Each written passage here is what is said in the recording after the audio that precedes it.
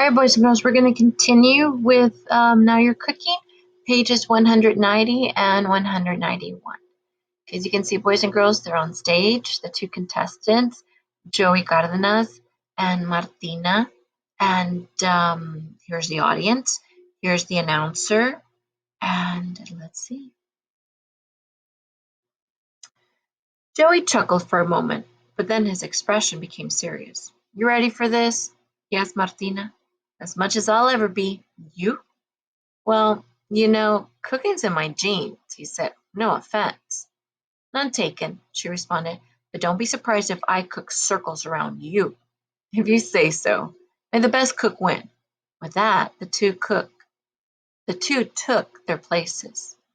Mr. Jackson joined them at the table where 2 paper bags from the farmer's market awaited them. The audience became quiet. Mr. Jackson looked over at the crowd and said, We have come to my favorite part of this competition, the finale.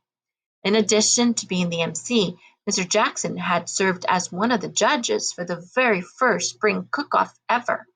Mrs. Cardenas, Joey's mom, had won that one.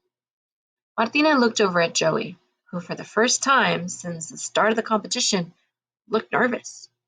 He kept fidgeting with the strings on his apron. Martina imagined that the Cardenas family reputation was on the line. Martina looked out at the audience and saw her own parents, both beaming with pride. Avani was sitting next to them, pumping a fist in the air and shouting the words, Go, Martina! Mr. Jackson asked the contestants to empty their bags. Carefully, though. You don't want to crack those eggs. Your challenge is this, using part or all of every ingredient in the bag, plus a dash of this or a pinch of that, make a delicious, healthful meal. In each bag there were 3 eggs, a red and yellow bell pepper, tomato, strawberries, and a peach. A rack of spices, seasonings, and other ingredients stood next to the table.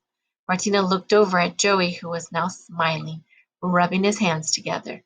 She could almost see the gears turning in his brain. He knew what he was making. She had no clue. Offense. An offense is something that makes you feel hurt, annoyed, or insulted. Okay, boys and girls, we have once again a couple of figurative language. We have the, don't be if I cook circles around you. And when you also said cooking is in my genes. And there's another one, this one. Could almost see the gears turning in his brain. Okay, boys and girls, those are different types of figurative language. It's in my genes. When you say it's in my genes, we're not talking about blue jeans, boys and girls. That word is spelled Jeans. This is Genes. This is a homophone word, boys and girls. It sounds the same, jeans, but it means spelled differently and it means 2 different things. So we're not talking about blue jeans, boys and girls.